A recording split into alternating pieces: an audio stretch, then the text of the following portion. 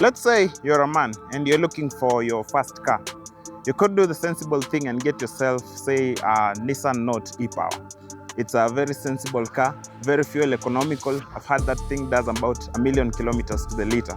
Probably the right financial decision to do, and it would make your wife very, very happy. Or you could grow some balls and get yourself this. This is a Subaru Forester from 2002. 2000cc boxer engine, turbocharged, as you can tell from this hood scoop. A very, very manly car. Let's take a review of this thing. Starting at the very front of the Subaru Forester. So this thing comes in a sparkling green color, which I really like. You know how hybrid cars come with that hybrid badging on the side? This is your turbocharger badging. You don't need to tell anyone anything, just need to show them this hood scoop. I really like it. I like these rectangular headlights over here. These are traditional halogen lights, not what you find in a Nissan Note, the xenon something something. As a man, you should be able to see the road with just candle lights. So these are plenty enough. So there's rounded fog lights at the bottom there, which look nice, and almost rectangular grille over here, which look really nice. Yeah, so a very boxy-ish SUV from the early 2000s. Very classic. I like the look of this thing. Let's take a look at the side of the Subaru Forester. From the side, you can also see the enormous hood scope, which is important for people to see. It's disc brakes both front and rear, which is always nice, both functionally and aesthetically. Yeah, I like this line. It comes from the fender and ends somewhere in the waist here. And then there's also this other one that comes from the front wheel arch, and then it goes back and forms part of the rear wheel arch. A very nice touch. So, like I mentioned, this thing comes in sparkling green, but as you can see from the side profile, it's a dual tone. So it's sparkling green over here, and then grayish with a hint of green at the bottom there.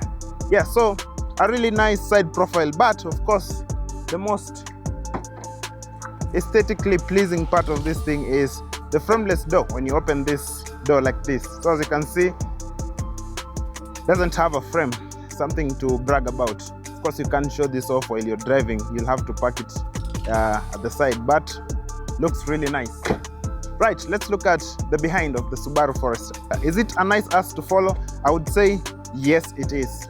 So starting at the top here, there's a very nice looking spoiler over here with brake lights on it, a tinted window, and the dual tone aesthetic continues behind here because this is green and then this is gray with a hint of green on the gray.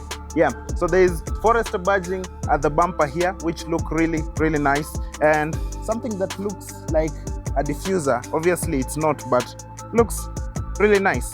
So the exhaust is nice and big and loud, which is very manly. You might have noticed that from here all the way to here, this just its boot. So this being an SUV, it has a really large boot in its class, as you can see. And that's why that certain organization known for abductions in Kenya is fond of this thing. Yeah, so being a man, let's just say activities can be done behind here. If you know, you know. Before we look at any interior, let's look at what powers the Subaru Forester. So this Subaru comes from a time when the engineers and not the accountants made cars, made Subarus. And I know this because I looked up modern Subarus and I was sad to see that they run on CVTs. If you don't know what a CVT is, it's the same transmission you find in your economy cars. Which is sad because this thing was made by engineers, and as you can see, there's a massive turbocharger with an intercooler over there. This thing drinks fuel for breakfast, lunch, and supper, and some meals in between. Very, very powerful, very capable car. Yeah, so it sends all the power it makes through a traditional torque converter automatic gearbox, not your CVT, to all the front, to all the four wheels, because this is a Subaru symmetrical all-wheel drive. Right, so a very capable engine, not CVT gearbox. If you think the accountants that make modern Subarus are out to save you money, you're wrong. The money they save actually goes to fund the luxury lifestyles of the executives, not you. And that's very, very sad. Yeah, so with the money you save by buying this thing, you could actually deposit that money at a petrol station and you'll be fine. I mean, this thing is only 650,000 Kenya shillings. A Nissan Note is 1.2, 1.3, 650,000 you deposit that at a petrol station, and for the 5-10 years you own it, you just go to the station and get yourself a full tank. Get yourself this. Forget this Nissan Note. Come on, guys. Let's look at the interior of the Subaru Forester, starting at the driver's position. As you can see, I'm very comfortable sat here. There's an armrest here which makes for a very comfortable sitting position. The pedals are nice and spaced, so you won't have to have laser precision to operate them. There's an analog gauge cluster with a rev meter, something modern Subarus completely forget about. Well, not all of them, but some of them. From this angle, you can see that enormous hood scoop to remind you that you're driving a turbocharged car, which is nice. Yeah, rear visibility is quite impressive with that enormous window at the back there. Front visibility is nice. Yeah, the interior finish is traditional Japanese hard plastic, but ones that were really nice. I mean, this thing is pretty old, but you can't really tell it's sat here.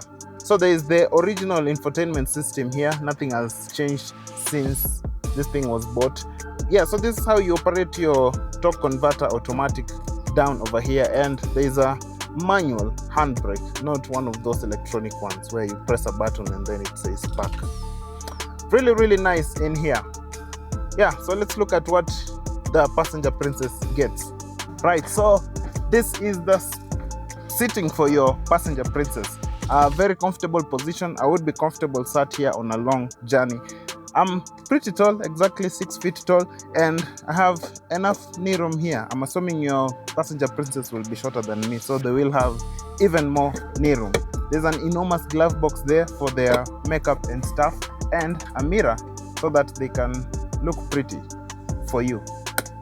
Yeah, so a very comfortable position here. There's a view of your enormous hood scoop to remind them that you're driving a turbocharged car and not a hybrid electric blah thingy.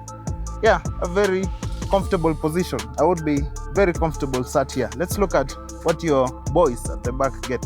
Right, so the back seat over here is very comfortable. There is plenty of knee room here. It doesn't look like it, but there is plenty of knee room there.